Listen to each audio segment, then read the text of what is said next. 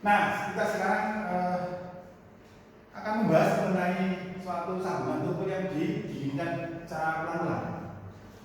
Didinginkan dengan pelan-pelan. Tadi sebelumnya kita bicara mengenai suatu sambungan tubuh juga sama, tapi dalam kondisi setelah pengelasan selesai. Maksudnya ini masih cairan, masih berupa cairan. Kemudian terjadi distribusi atau kondisi struktur mikro seperti ini. Ini pada waktu pengelasan just finish, just completed, baru saja selesai. Nah, sekarang kita bicara mengenai kita jelaskan mengenai slurry bubble, jadi sambungan tubuh yang didinginkan dengan pelan-pelan. Gambarnya ikut yang ini, 19.4. Schematic microstructure of single pass bubble, jadi single pass, kemudian setelah didinginkan dengan pelan-pelan hingga mencapai suhu ruang. Jadi sekarang kita punya sambungan tubuh yang sudah dingin ke suhu ruang. Jadi di sini daerahnya ada 6, 1, 2, 3, 6. Kemudian di sini ada daerah logam las. Nah, daerah 1 adalah daerah yang sudah dalam kondisi S-case. S-case itu kondisi setelah habis gelas. Kalau habis gelas namanya S-welded. Kalau S-case itu habis dicor. Jadi pengelasan kan mirip dengan pengecoran. Jadi kondisi S-welded.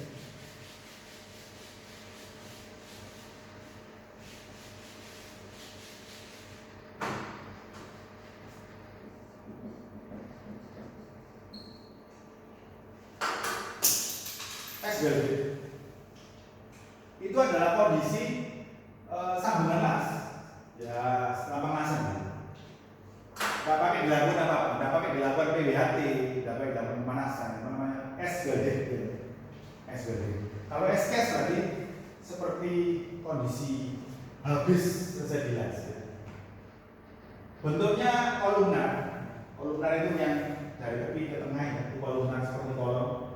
Kemudian di dekat tengah-tengah itu ada equiaks. Nah ini kolumnar. Ini adalah equiaks. Kenapa kok kolumnar? Ya, karena panas dari bagian logam las ini, sambungan ini diserap oleh base metal. Makanya yang saya bilang tadi, semakin besar ketebalan plat yang dilas, maka laju pendinginannya semakin cepat. Semakin tipis plat yang dilas, maka laju pendinginan semakin lambat. Nah, kita akan menghadapi masalah kalau kita mengelas plat yang tebal, karena laju pendinginan di daerah logam las itu menjadi semakin cepat. Ya. Jadi aplikasi dari preheat, kemudian aplikasi dari post-heat, kemudian interface itu umumnya berlaku kalau kita mengelas plat yang tebal. Di kapal, di bangunan kapal, definisi plat yang tebal itu tidak clear, unclear. Maka bisa didefinisikan bahwa plat yang tebalnya 16 mm ke atas itu dianggap sebagai plat yang tebal, kan gitu. Kalau dibicarakan plat yang tebalnya 38 mm ke atas dianggap sebagai plat yang tebal, itu pembuatan bicarakan. Karena di pembangunan kapal tidak ada plat yang tebalnya 38 mm ke atas. Semua bangunan kapal rata-rata tebal yang paling tinggi, tebal plat yang paling tinggi 25 mm itu paling tebal. Nah, kita lihat bahwa daerah ini adalah daerah yang mengalami bentuk kolumnar atau dendritik, karena panasnya diserap oleh metal. Lalu bagian tengah sini karena bagian yang membeku paling belakangan, maka bentuk kristalnya adalah equiaks. Equiaks kalau dipotong dari sini dan sana, dia bentuknya sama. Maka dinamakan sebagai equiaks. Oke. Nah, saya lihat bagian page nomor 2. Tadi setelah selesai pengelasan berlangsung, bagian ini terdiri dari struktur mikro yang namanya austenit. Austenit itu yang unstable, yang suhu akan mungkin bisa terjadi kalau pada baja karbon. Dia harus bertransformasi menjadi ferrit dan ferrit karena dia fasenya nggak stabil di suhu. Nah di sini daerah nomor 2, austenit telah bertransformasi pada kondisi keseimbangan menjadi suatu campuran butiran ferrit yang besar-besar dan ferrit yang kasar-kasar. Ferritnya kasar-kasar, ferritnya ada yang besar, ini yang enggak kita inginkan gitu. Ya, enggak kita inginkan. Makanya kita pengen supaya ferritnya ini atau ukuran ferrit yang kasar-kasar tadi itu seragam ukurannya, seragam. Makanya seperti saya bilang, dia ada pH gitu, post treatment. Ada juga preheatnya gitu, preheat atau interpasif, ya. Sama post-heat. Yang paling berpengaruh di sini adalah preheat sama interpasif. Ini fungsinya adalah untuk membuat struktur ini lebih homogene. Kemudian kalau post-heat, kita mengas baja-baja karbon yang rawan cracking, karbonnya tinggi. Nah itu baru kita lakukan post-heat supaya apa? Kalau ada atom hidrogen yang masuk ke sini dia bisa keluar. Atom ya, bukan gas. Atom sama gas itu beda. Ya.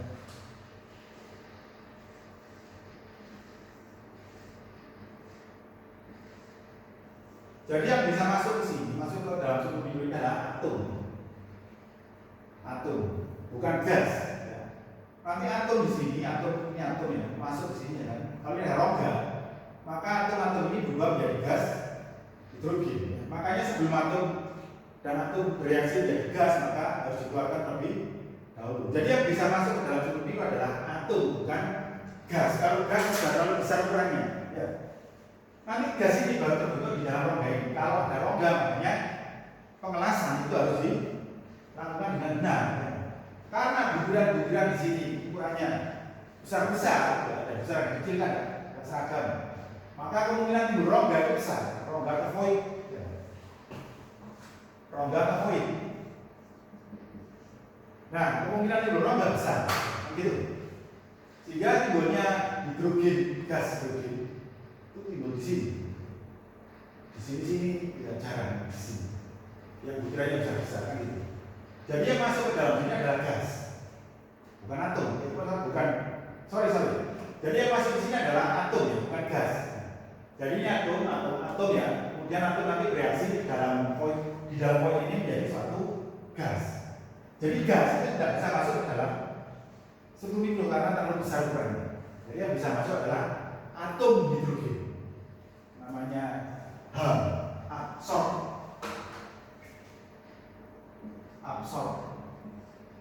Nanti di pelajaran terus ada yang namanya absorb. Beda lagi pelajaran terus. Oke. Nah di sini butiran sudah besar ya, yang kasar, ferritnya kasar-kasar. Oke. Kemudian daerah nomor 3, austenite berubah menjadi ferrit. Rate of cooling is proceeded more quickly. Laju pendinginan lebih cepat. Karena apa? Dekat dengan bis metal.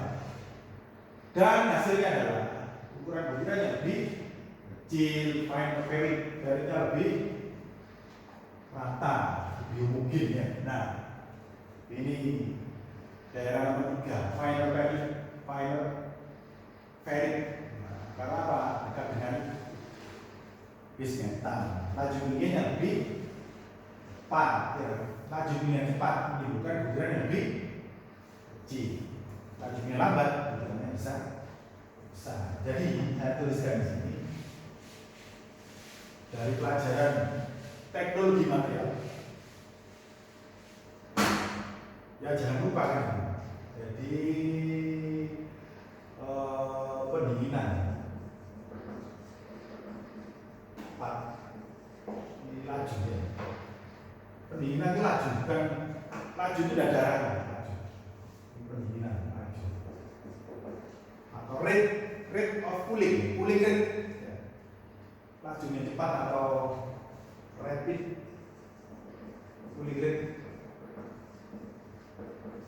Maka butirannya kecil. small grain. Butirannya kecil-kecil, ini yang cepat. Keras ya, keras. Oke. Kemudian laju pendinginan, lambat atau slow. Cooling rate ini butirnya besar-besar, large.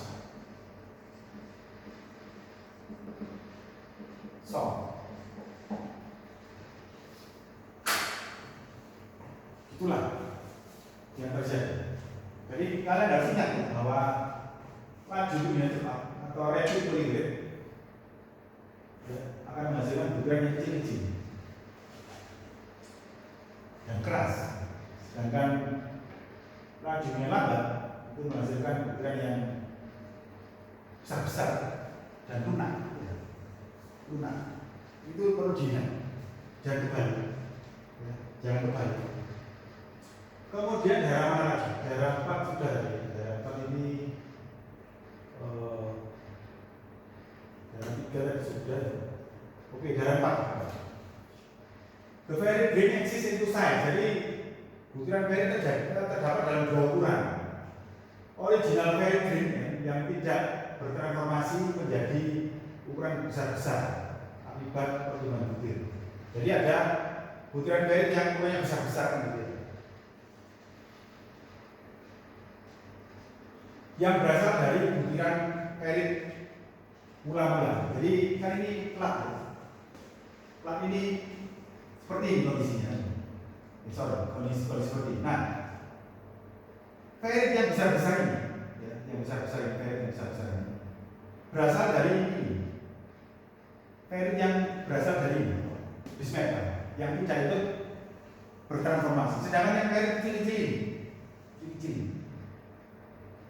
berasal dari hasil transformasi australit. Jadi australit tadi kan tumbuh ya, kemudian suhunya berbeda, dia berubah menjadi varied kan, dan varied. Nah, yang kecil-kecil ini berubah menjadi berasal dari australit yang berubah menjadi varied. Sedangkan yang besar-besar ini adalah yang dari sini, yang dari bismetal. Oke, gitu. The varied exists as uniform varied and as directional, partially decomposed. Nah, varied di sini bisa berasal dari ini, yang dari bismetal ini, hitam ini, bisa berasal dari dekomposisi dari karbida yang berasal dari australit tadi, membeku kemudian berubah menjadi varied sini. Varied baru ini. Jadi ini adalah varied baru, ini adalah varied baru kan ini. Atau bisa juga yang besar-besar ini varied lama yang berasal dari sini, atau varied yang juga bisa berasal dari varied yang lama campur gitu, campur. Kemudian daerah 5 adalah daerah rekristalisasi dan dendrut, pertumbuhan butir yang dihasilkan selama proses pengelasan dan tidak berubah. Kemudian daerah 6 daerah yang berubah, yang sudah saya jelaskan tadi, ini sama dengan daerah yang mirip. Ini adalah daerah yang mengalami pertumbuhan varied karena panas ini berubah. Di sini juga ada daerah yang mengandung varied yang besar-besar yang berasal dari varied di bismetal. Nah, ini adalah struktur mikro yang terjadi pada saat Rodalas didinginkan dengan lambat. Lambat sama cepat ya relatif kan ya, relatif. Nanti kita bicara mengenai laju pendinginan di minggu depan, minggu 13. Jadi ada diagram namanya diagram TTT sama diagram CCT, Continuous Cooling Transformation Diagram. Nah, dapat disimpulkan di sini bahwa struktur mikro dari suatu sambungan las, ya, bismetal itu terdiri dari butiran varied dan varied yang ukurannya medium, yang rata, besarnya rata, namanya bismetal, rata, homogen. Ini bismetal. Kemudian dari bismetal ke AZ, verified grain, butirannya kecil-kecil, yang semakin besar ukurannya ke arah sambungan, atau las. Jadi ke arah sambungan itu semakin besar ukurannya. Besar. Jadi ini tidak, ukurannya tidak homogen. Kemudian HZ black metal. HZ ini black metal. Flat symmetrical axis green atas tulang narrow column like green. Jadi ada butiran-butiran yang ini aks ya, menempel ke butiran-butiran yang ini. Ini aks menempel ke sini, long kolumnar narrow ya, bentuk kolom seperti ini.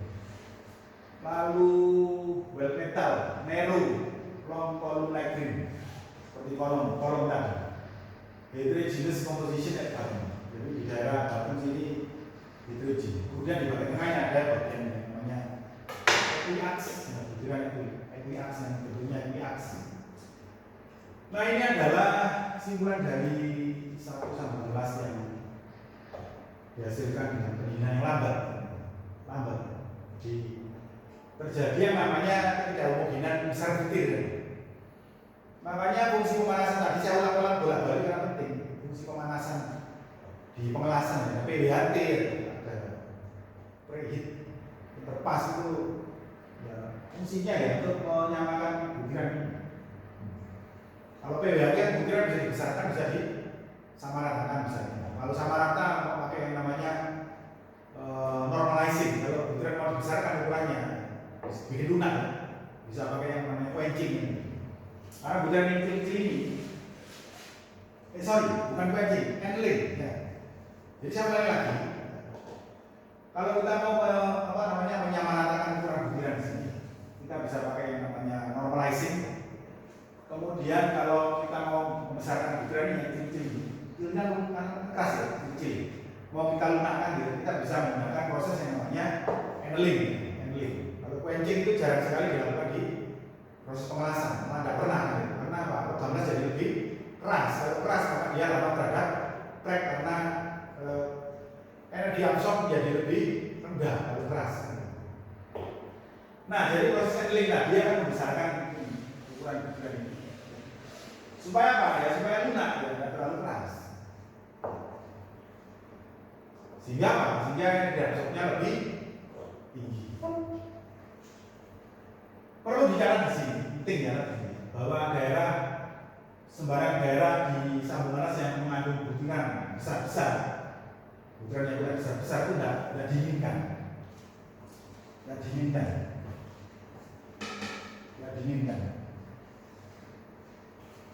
Karena apa? Karena lunak, kekuatannya rendah. Because they have reduced toughness and strength. Jadi toughness dan ketangguhan sama kekuatan itu kan proporsional gitu. Jadi kalau ketangguhan naik, kekerasan naik, ketangguhan naik. Jadi karena ini lunak, maka dia undesirable lagi. Nah, PWHT possibility dapat dipakai untuk membetulkan ini. Jadi untuk bisa menyamakan strukturnya, kemudian bisa disamaratakan. Berapa sambungan dibikin lebih lunak. Karena kelas ini memiliki energi absorb yang rendah.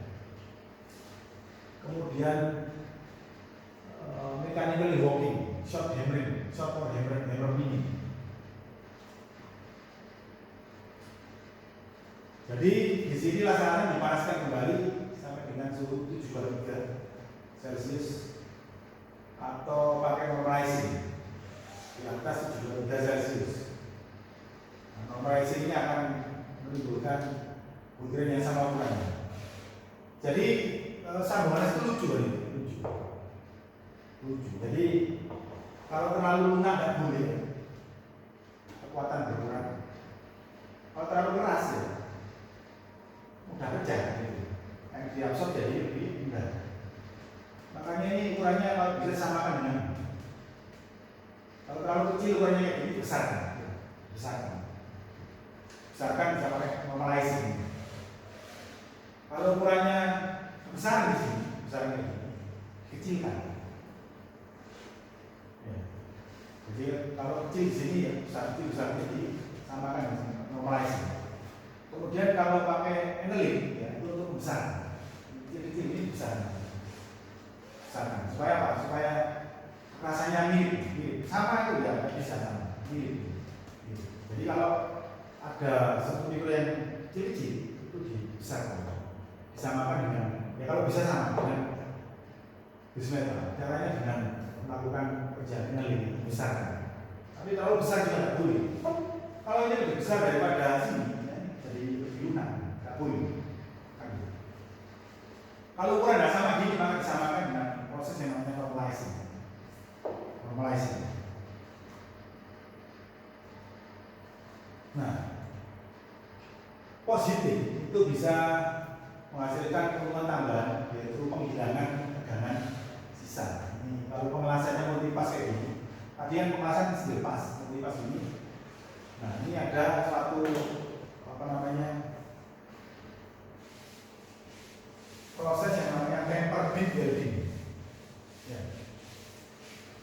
Temper bit welding.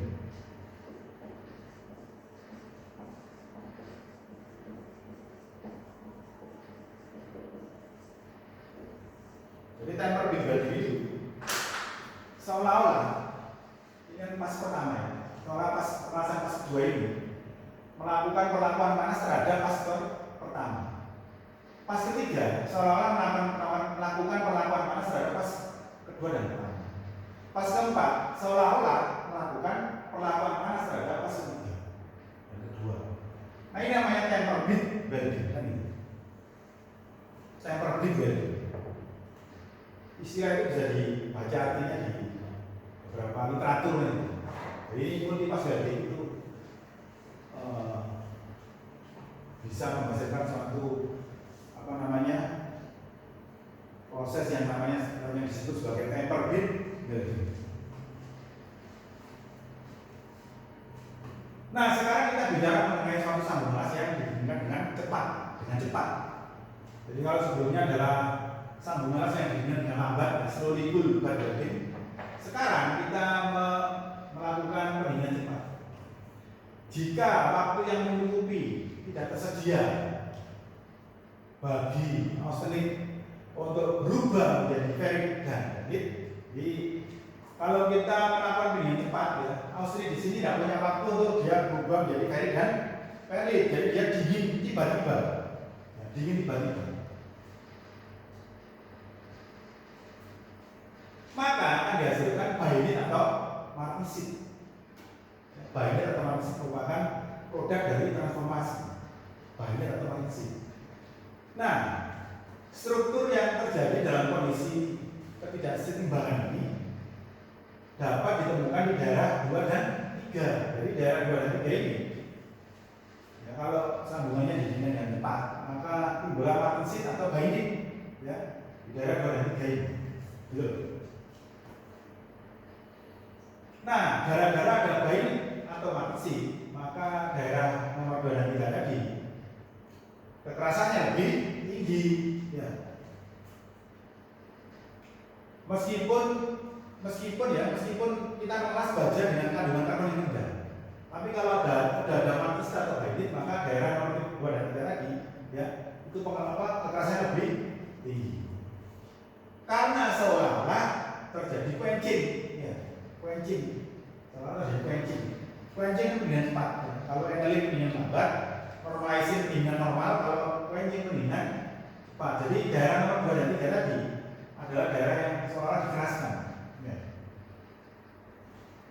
Ya. Jadi meskipun bajanya yang mengandung karbon sedikit, daerah tadi masih tetap lebih keras daripada bis metal.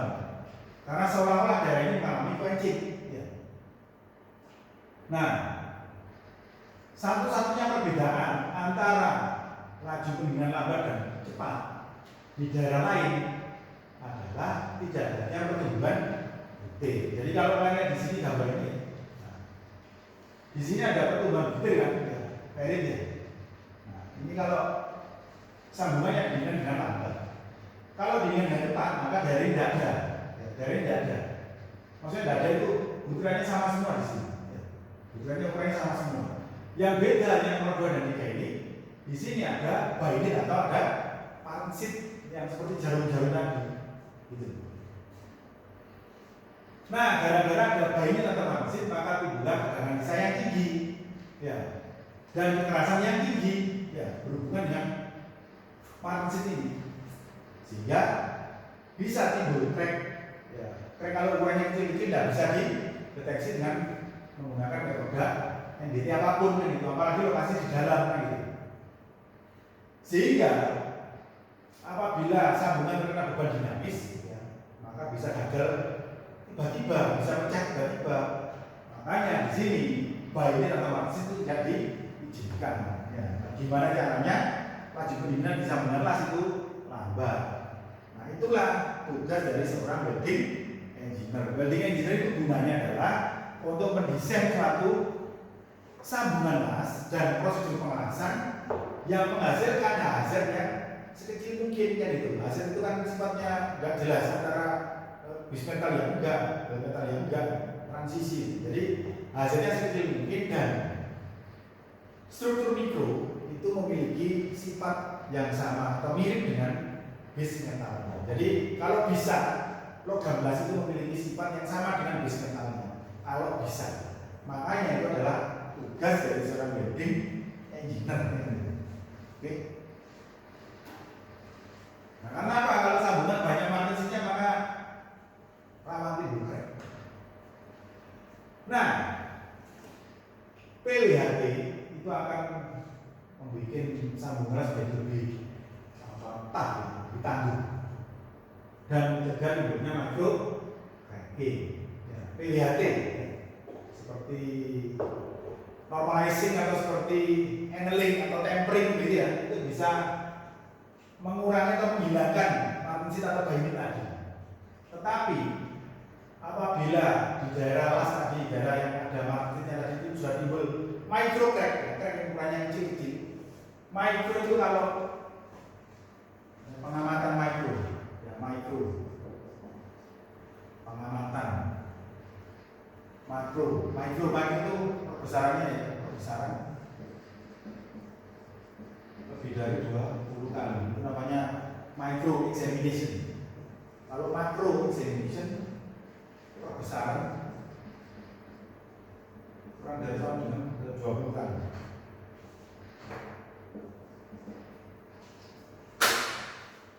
Ada makro examination, ada micro examination.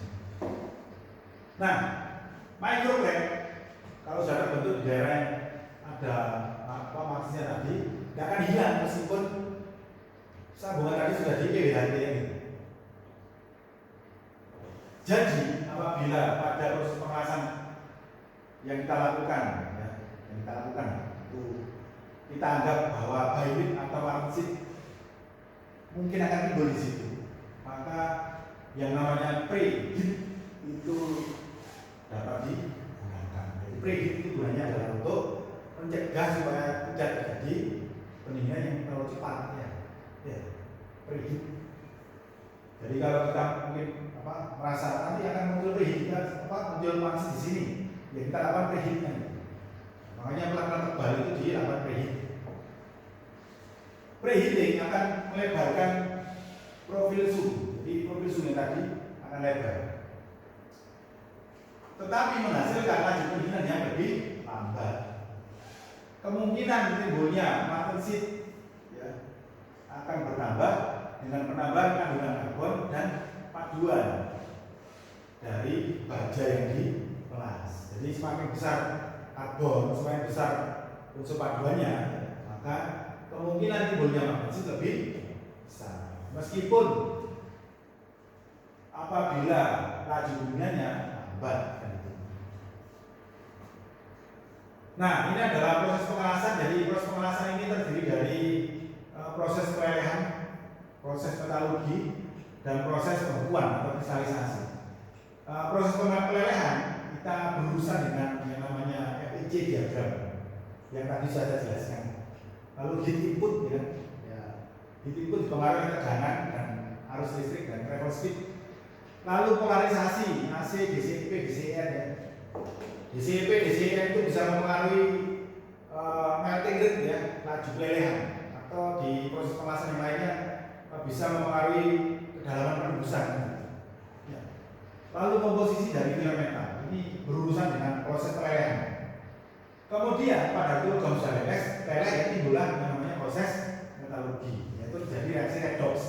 reduksi dan oksidasi.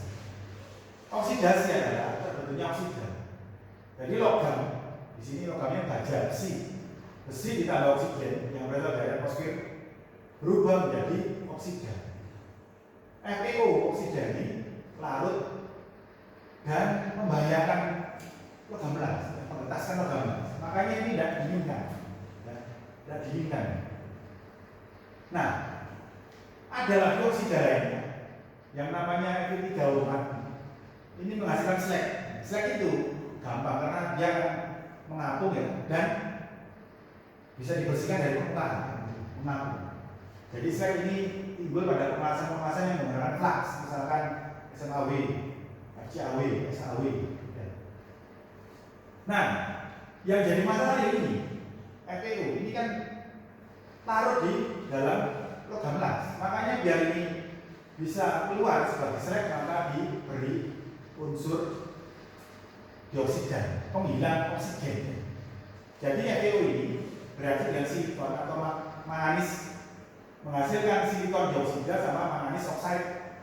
Nah, ini akan mengapung di permukaan menghasilkan slag. Jadi ini adalah proses reduksi dan oksidasi yang terjadi di dalam logam belas pada waktu pemelasan sedang berlangsung. Proses metalurgi. Nah, yang ketiga adalah proses pembekuan. Di sini kita berurusan dengan diagram PTT, CCT yang nanti akan saya jelaskan di depan ya. Martensit, bainit, ferit, dan perlit. Ya. Bainit, ferit, dan perlit yang ada di baja karbon. Martensit kalau perinan sangat cepat, bainit perinan yang lebih lambat lagi, tapi terlalu cepat. Gitu. Nah, ini adalah bentuk struktur mikro yang ada di sambungan belas.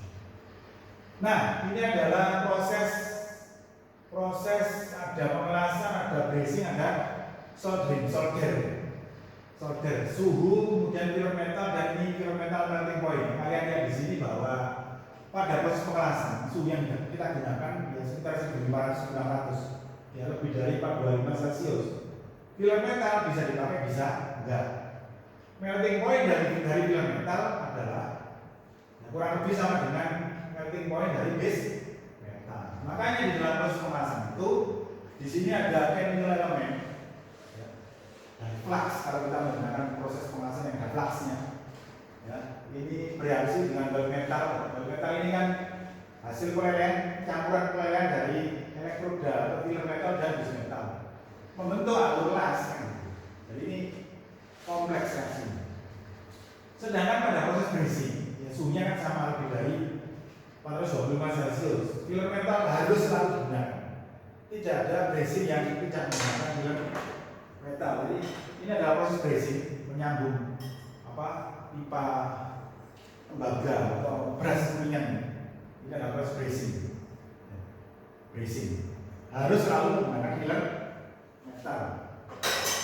Kemudian titik leleh dari film metal lebih rendah daripada titik leleh base metal, sehingga di proses bracing ini tidak ada bagian dari base metal yang leleh.